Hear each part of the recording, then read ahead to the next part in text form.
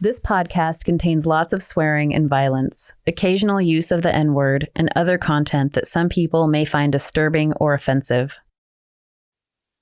This is Mic Crenshaw, one of your hosts for It Did Happen Here. This episode is personal. Back in the 80s, I was a member of the Minneapolis Baldies, a multiracial crew of anti-racist skinheads that started around 1986. In 2019, I went to Minneapolis to do interviews for a book I'm writing about Black skinhead culture. I sat down with some of my old crew to talk about those days. I recorded these interviews in bars, in people's apartments, and coffee shops as reference notes for myself on my computer.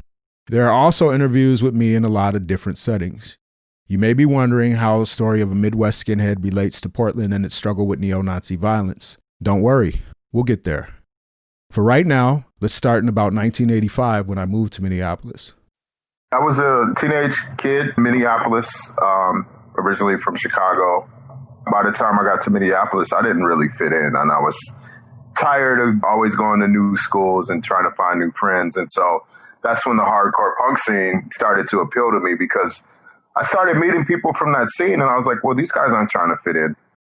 When you hear us talk about the scene or the punk scene, what we're talking about is a social net of people, places, concert venues, record stores, clubs, bookstores, places where we would organize and just spend time being around each other. That network of people and places is what we mean when we say the scene. Music that we're listening to spoke to me because it was hard and had a lot of energy, and it had a message.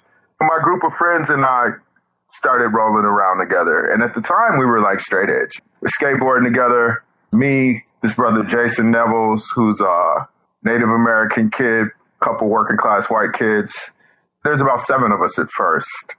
Around the time of our founding, national news stories and talk show segments began to bring publicity to the rise of neo-Nazi skinheads. There was no popular media stories at that time of the real roots of the skinhead subculture. The news shows like Sally Jesse Raphael and Donahue and all that stuff that was on, they started giving a platform to all these white power boneheads. These skinheads were often on talk shows with a panel of other guests, including members of the Ku Klux Klan, American Nazi Party, White Aryan Resistance, Hammer Skins, and American Front. The public image of skinheads was that they were all racist. We're like, that shit is whack. But it was like within a matter of days, people started emulating that in Minneapolis. We wanted to differentiate ourselves from the Nazis, so we decided to call ourselves the Minneapolis Baldies. We also understood that in numerous cities, there had already been Baldies cliques. There was Fordham Baldies in New York. There was actually an older Minneapolis Baldies in the 50s and 60s. When we decided on the name as a crew, we decided on the Baldies because the moniker set us apart from the racist connotation that had become standard association for skinheads. And we started to see these kids who were just copying what they saw on TV, and they started showing up in the areas we were hanging out in, coming to shows. We got wind that some of these guys were white power, so we confronted them. The Baldies started out of just a bunch of friends liking the skinhead culture. This is Jay Nevilles, a.k.a. Gator. Gator was a founding member of the Minneapolis Baldies. Jason is Ojibwe, Native American. Jay was also straight edge and still is today. When I say straight edge, I mean he doesn't abuse or use alcohol, drugs, or cigarettes. The more we got into it and started understanding what it was about, it was even cooler than we thought in the first place. Our plan wasn't to be anti-fascist or anti-racist. We just want to have a skinhead crew. And then those clowns that were hanging around, starting up stuff, we're going to fuck these dudes up. Really, the first dudes we fought were the 10th and Harmon punks. The 10th and Harmon punks were a group of punk rockers that were a little bit older than us. They were more like professional punk rockers, and like they looked like the kids that you would see pictures of on postcards from England. They were all in bands, and they were kind of like the most popular cool kids. So I think when we came around, there became a little bit of a power struggle between those guys who used to be the coolest guys and us gaining popularity. They're the ones who like got all, I don't know, it's weird. What are you talking about, Al? You wear a fucking swastika t-shirt. There was a black dude that had a bald head. I don't know if he would have called himself a skinhead. Remember Pedro? Walking downtown with a swastika t-shirt. But then that band, Pure Hell, there's a picture of one of them with a swastika. So, you know, they do point out the fact that in the early days of punk, it was a shock thing. All the old gangs in New York were rocking that shit. Back then, like when Al was still wearing that shirt, it was punk. But things are changing. Yo, dude, there's actually for real Nazis around the scenes all over the place that are starting to make shit happen, and you can't be wearing that. The swastika has been around since time immemorial as a symbol of spiritual significance in many cultures. In the era between World War I and World War II, with the rise of the Nazis in Europe, the swastika took on new meaning as Hitler and Germany's Nazi party appropriated the symbol as an emblem for their fascist movement. In the years following World War II, the swastika had continued to be a symbol of fascism and racial hatred and white power. There have been elements of outlaw motorcycle culture, punk rock, and street gang culture that have used the symbol for its shock value and to intimidate and offend onlookers. We in the Baldies had formed a no-tolerance policy for the symbol and would actively confront anyone wearing it in public. To us, it was nothing more than a symbol of hate. Even if you had your own reasons that were not based on racism for wearing it, that was no excuse. People often talk about the rebel flag, right? The Confederate flag is a symbol of hate, which it is for many people. I think throughout the history of the symbol, there have been some people who felt that it was a symbol of regional pride for working class people from the South. There was a group called Young Patriots that was actually in alignment with the Black Panther Party for self-defense. And there were a group of young white people who were actually anti-racist. But because they were primarily based from the southern part of the United States, they use the rebel flag or the Confederate flag as their symbol. Symbols are tools whose meanings shift depending on how they are put to use. The original meaning of the swastika, a centuries-old message of well-being and good luck, was forever undermined when it became a hate and propaganda centerpiece and a direct representation of World War II fascism, synonymous with exterminating humans. And the Confederate battle flag on someone in 1980s Minnesota was a clear message. It was a symbol of racist beliefs. My friends and I, we had stepped to them and said, "Hey, man, are you guys white power?" And they were like, "Yeah, man, we're the White Knights." The White Knights being the neo-Nazi skinhead gang. And we're like, well, that's not going to fly around here. We're going to give you a chance to denounce that shit. And the next time we see you, if you're still claiming white power, then there's going to be a problem. And that was the beginning of it all. The White Knights had been organized by a racist skinhead named Paul Hollis.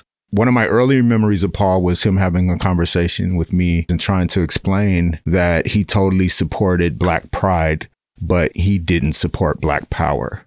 So from that point on, I understood that Paul's ideas tended to lean towards being a white racist. He ultimately became the leader of the White Knights, and he went on the news to confirm not only that he was the leader of the White Knights, but that he was a lead organizer in the local chapter of the Ku Klux Klan. And from that moment, he was our enemy. Once the Baldies became aware of the White Knights and their affiliation with the Klan, confronting them became a priority. The Baldies were now on a mission. We were driven. Our main purpose was to confront, fight, and ultimately banish the White Knights from our scene. Once we confronted these guys who were led by a member of the Klan, that began like a protracted period of violence on the streets where we would see them and we'd fuck them up. And sometimes they would see us and we'd be outnumbered and they'd jump us. And we were carrying weapons everywhere. Shows were often violent. We started to build allegiances with people outside of our immediate clique. We started to reach out to some of the gangs, the Black Latino gangs, people in the Native American community and their street organizations. We started to build an allegiance of people that would take a stand fighting against these white power skinheads. In addition to that, we built with other punks and anarchists. We used the anarchist bookstore as a center for our organizing and meetings and cultural events. Early in our days of consolidating our image, look, and style, we discovered a book called Skinhead by Nick Knight. It was a history of the skinhead subculture starting in the late 60s in England, complete with pictures and information on ska and oi, the two musical genres that define a soundtrack for the skinhead lifestyles. It also talked about various stages of social and political development, as well as the wardrobe and uniform associated with the subculture. This book made its rounds among the crew, and before long, we were all wearing the traditional skinhead styles head to toe.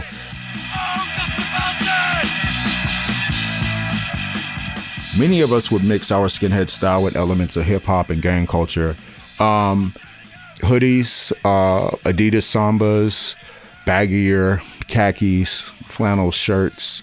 Those are things that people were wearing in the U.S. And then the skinhead style was bomber jackets, suspenders, button-down Oxfords, Fred Perry polo shirts, jeans, army fatigues, Doc Marten boots, creepers, brogues.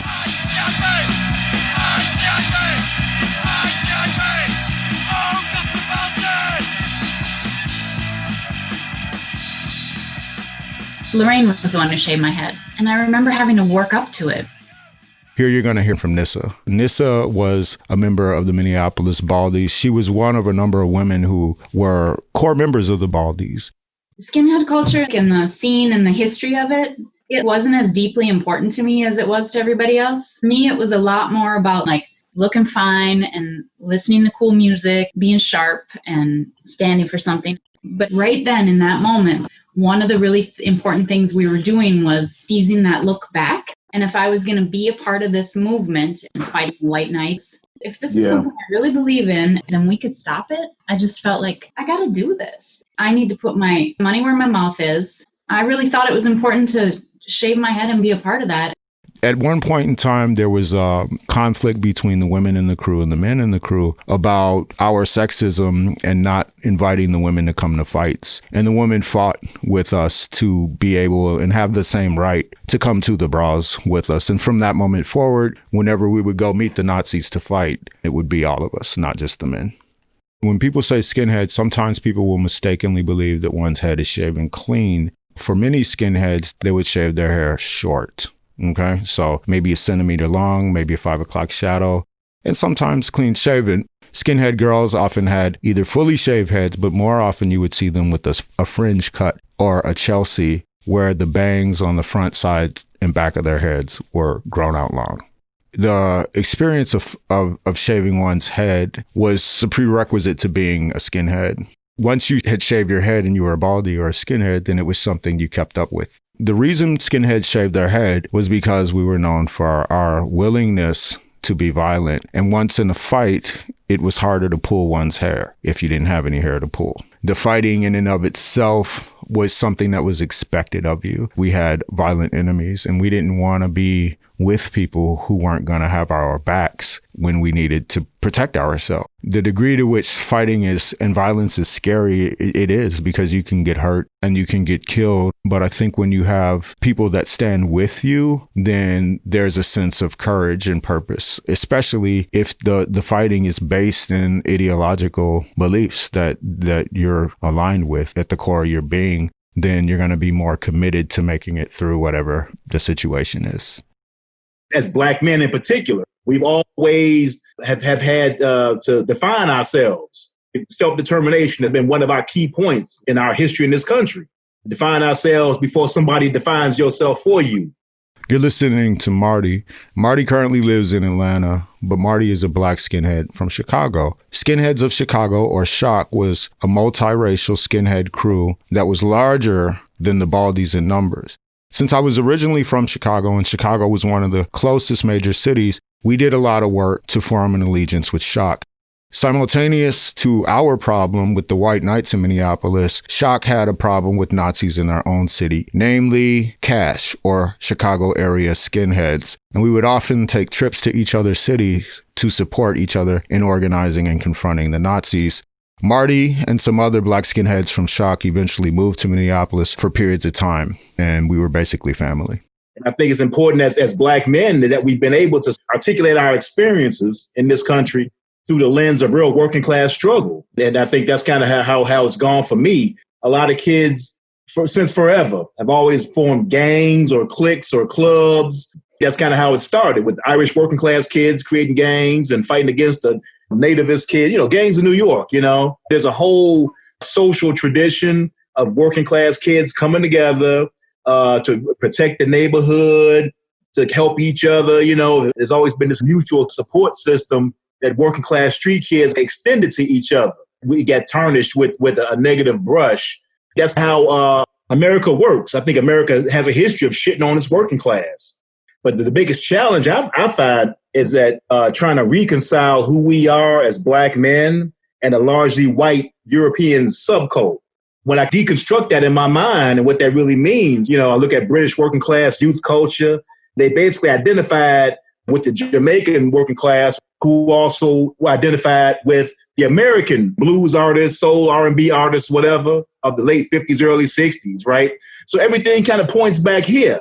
American working class kids are the origin of musical styles, aesthetics, from jazz, blues, hip hop, R&B, gospel. We are rooted in authentic cultural expression. Expresses itself in gangs and the cliques and the clubs and in the youth organizations or whatever that influenced the Jamaican kids, the Rude Boys, that influenced the British Mod, the Rolling Stones, and all those white rock stars. They love Black R&B and American blues artists. We are the essence.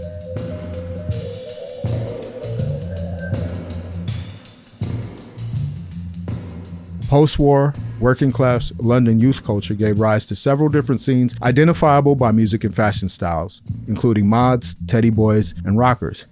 Skinhead culture developed in an intersection of the English mod culture and Jamaican rude boy style, which Jamaican diaspora introduced from Kingston to England in the 60s, and from there cross-pollinated with the London scenes and across the country. Rude boys, which were basically Jamaican street cats that were cool. They were hip, they were with it, they had the style, and they were where it was when it was happening. Rude boys wore pork pie hats and fitted shirts, a look influenced by black soul and R&B singers from the United States. Skinhead style rose to popularity again with punk rock in the late 1970s England, and that style filtered back here with the rise of American punk and hardcore. When I first became a skinhead, I didn't realize that the first skinheads were Black rude boys. I almost felt like a metaphysical, cosmic, spiritual thing. I discovered this and I was drawn to it, but I didn't realize that it was my people who also brought it.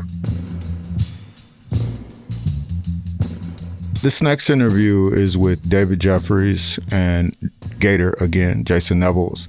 Gator was a founding member of the Baldies along with me. Dave was a black skinhead that came from Atlanta about a year or two after the Baldies started and quickly became close to us and became a central member of the crew.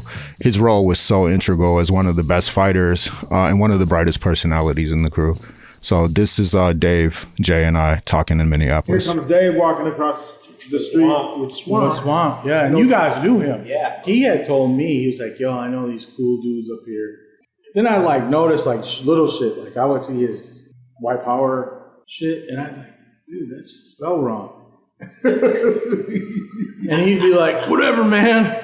And I was like, that's not how you spell white power. It's like Negger. That's. Did you notice that? Yeah, his shit was backwards. And I would be like. He seemed like a real racist to me. He just seemed like just a dumb white boy. Most of the dudes that I met that were so-called racists wanted to be cool with brothers on a certain level. Yeah. But you just knew that when we weren't around and they were with their people, they were going to be all hardcore racists. Right.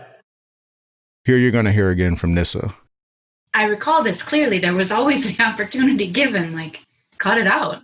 Join us. Learn the true history. White supremacy is a lie. You're being tricked by it too. You guys, especially the men, you would actually try to talk to those guys sometimes, especially individuals. But if they were having a concert or trying to go jump people in the name of white supremacy, they had to be stopped. And we did a great service to the Twin Cities that we stopped them. Minneapolis and St. Paul, the whole metro area would be a radically different place if we hadn't stopped them. And that could only be considered defense and support of the community. Here you're going to hear Dave, Jay, and I talking again in Minneapolis. Basically just remembering what it felt like being a Baldy in those years. I've always been around violence, and it took me a long time to understand how it's so immersed in our culture as Americans or living in America or whatever you want to call yourself. If you grew up in an inner city here, you've been programmed. Poverty is violence. Yeah. Hunger is violence. Being treated like shit is violence. One of the things that I've always been proud of is our relationship to violence and coming through the fear of getting hurt and actually taking a principled stand against things that we deem there had to be consequences for certain things. At the same time, I wanted to be careful about people not just glorifying fights. That was the times. That's just how it was. We all know Nazis only understand and respect one thing, and that's ass whooping. We used to talk to those clowns all day long. They didn't change them, but we had to let them know you ain't coming to our town. putting your roots down and think you're going to get a crew growing in here. So I think the violence kept a lot more of the serious ones away. They're fucking scared. They don't want to fight straight up. They want to jump people and do all their shady shit like they always do. They're not straight up brawlers. I mean, look how many threatening letters we got. Oh, we're going to come kill you. I mean, dude, they had so much access to... They could have gunned us down in the heartbeat. They talk a lot of shit and they don't back it up. I remember them dudes came up to and talked to us on the corners. But only when they drove away did they go, white power! Remember that? I mean, how many Nazis came up to us and squared up? None. The violence that emerged between us and our rivals began to draw others into our anti-racist organizing. Various radical leftist formations and individuals showed up to organize and fight with the Baldies. Members of various Black and Latinx gangs, revolutionary anarchists, punk rockers, radical feminist youth, skaters, and other anti-racist skinheads from many different cities across the Midwest formed a regional network and fighting force. Eventually, we reached out to people in other cities who were having the same problem. So there was like Madison, Wisconsin, Milwaukee, Wisconsin, Chicago, Illinois, with strong allies in Chicago, Lawrence, Kansas, a lot of cities in the Midwest. And I think it was in about 87 or 88, we had our first meeting that was multiple cities, that like over 100 anti-racist skinheads and anti-fascist activists from different cities came to Minneapolis. And we had a meeting at the library. The Uptown Library in South Minneapolis was in the center of Uptown, which was a neighborhood that all the punks and alternative kids hung out in, the skinheads as well. You know, to think about it to this day, it does sound weird to talk about how central the library was for us as a hangout. And I don't know who the adults were that worked there, but they must have been supportive and sympathetic to our cause because they would let us use the conference rooms for free. And so when we had our first syndicate meeting, over 100 skinheads came from all these different cities across the Midwest. And they let us use their biggest conference room for that meeting. And they didn't interfere. You know, I don't think I saw one adult. It was like, there must have been a point of contact in our crew. I think it was Kieran. And they just would let us do what we want. So we were always respectful. We never put graffiti on the library. Matter of fact, when other people would, we would get upset because we felt like they were going to damage our relationship. And that was one of the first times that as a young adult, I got up. People were like, you should get up and say a speech. And then I got up to say the speech and I looked at the room. I was like, oh, shit. I felt the tear coming. It was a very powerful, humbling thing to know that us as children had been able to pull that off. Yeah. At the library, we formed the syndicate.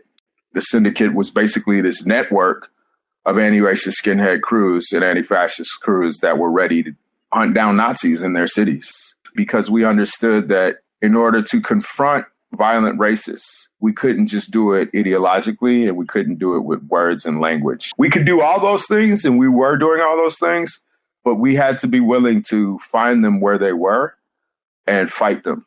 That was the beginning of that culture. Little did I know at that time that simultaneously there was an anti-fascist movement that mirrored what we were up to that was happening in Europe. I didn't find that out till later. You're about to listen to Jibari, aka Corky, another Black skinhead from Shock Skinheads of Chicago, who also lives in Atlanta.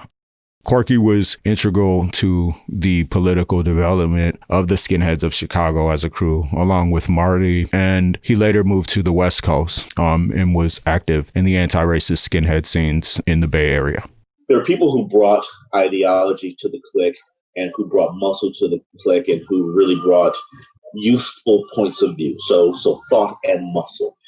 But it wasn't until summer of '88, when y'all came down, that we got the vocabulary that was missing, the idea of direct action. And up to that point, we just liked to brawl. We just liked to fight in the streets. That was it.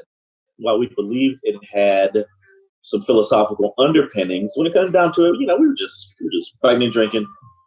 But then when y'all gave us the language of anti-racist action, direct action and confrontation and principled anti-fascism, it's like, here we go. That's what we were missing. That was the missing component for all the lofty phrases that I might want to use about working class solidarity or whatever. Did not connect like direct action did. Now people are like, oh shit, yeah, direct action, yeah. Let's go deliver some direct action. Right? As the Baldies' influence began to expand, it became clear that we were no longer just a crew of a few dozen hardcore skinheads on a local mission. The emerging network of anti-fascist fighters needed a name. The Baldies decided to call this broader network Anti-Racist Action, or ARA. We believe that we had to confront organized racial hate with direct action, not just words and ideas. There was a punk zine called Maximum Rock and Roll. There was another one called Your Flesh. And in these zines, these like black and white paper rags, there would be scene reports from different cities. And so you could go down, I think it was Schindler's Bookstore. They had these zines and you buy them and there would be reports from the West Coast, the Southwest, the East Coast. And you started to see like, oh, these people are fucking having Nazi problems everywhere right now.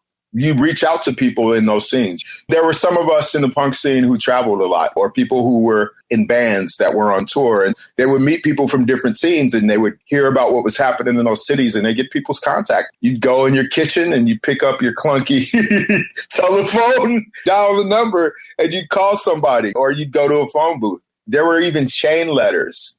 We built the network that way, and that network came all the way out to Portland.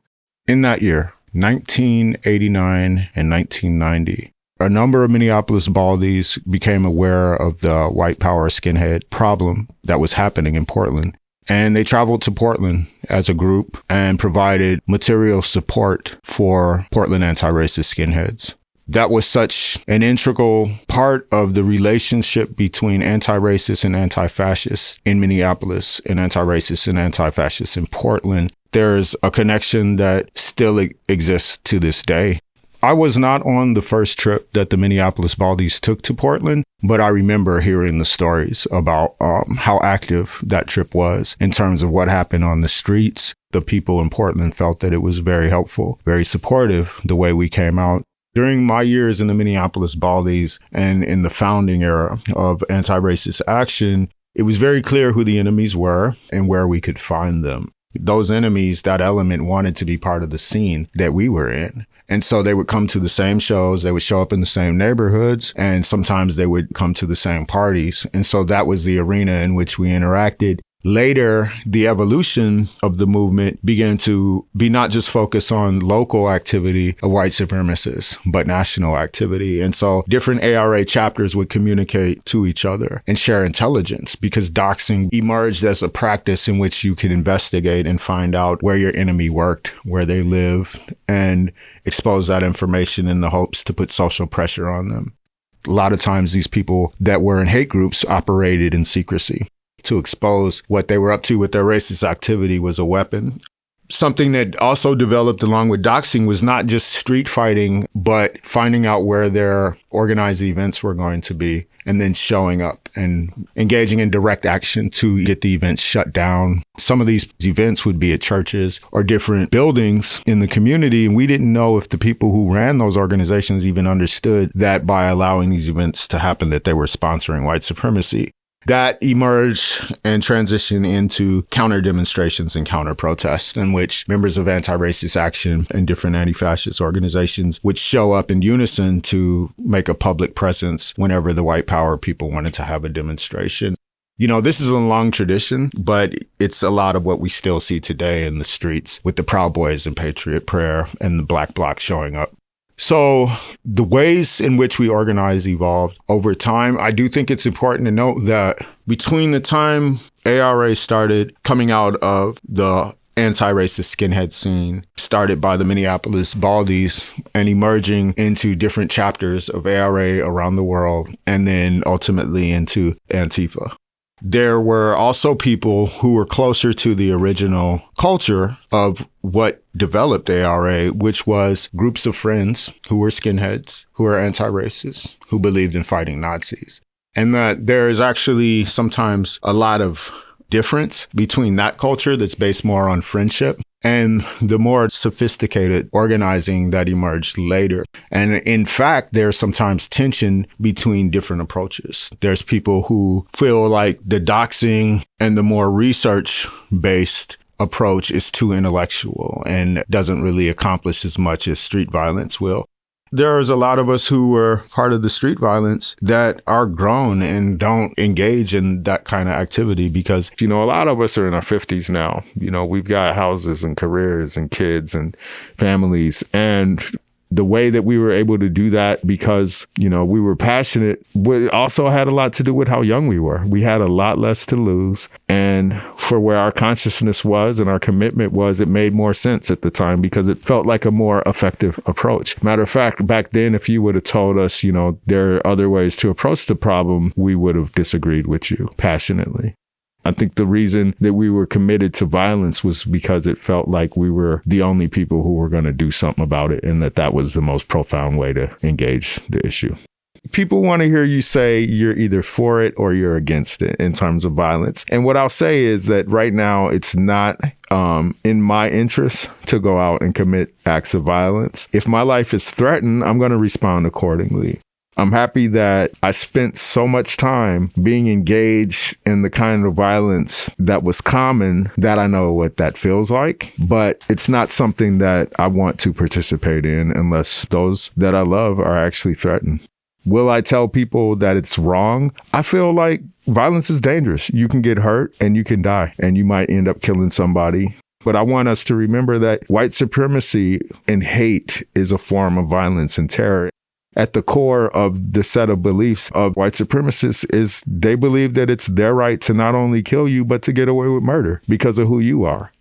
So what is the appropriate response to that? I can't tell you that it's right for somebody to go out and hurt somebody for what they think. But at a certain point, it is a form of defense. It is a form of community defense. And it is a form of you asserting your right to be human in the face of somebody that's trying to strip you of those rights.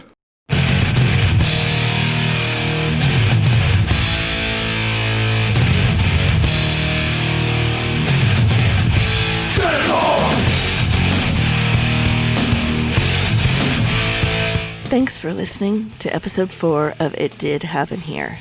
There are show notes with links, transcripts, and other relevant content at our website, itdidhappenherepodcast.com. You can also find the podcast on the KBOO website and on Apple Podcasts, where you can leave a review and help other people find out that this podcast exists. In this episode, interviews were by Anna Stitt, Celina Flores, Erin Yanke, Soul, and Mic Crenshaw, and your host was Mic Crenshaw. Anna has a documentary on the Baldies and an article in Teen Vogue that we link to in the show notes. This podcast is produced by Celina, Mike, and me, Erin Yanke. Our next episode, They Thought We Were Everywhere, is about the Portland chapter of Anti-Racist Action. Music in this episode is by the Foreskins, Willie Williams, and Madball. Thanks to the bands for their music. Thanks to the participants for sharing their stories and experiences, and thanks to the Marla Davis Fund, KBOO Community Radio, and to the rest of our production team. Icky A, Julie Perini, Mo Bowstern, and thank you for listening. As a man got deeper, you'll know that fight. And you know the price you'll pay, that price with your life. Suffering and pain, like nothing in your past. I walk the walk, and my path will be your last. Path will be your fucking last.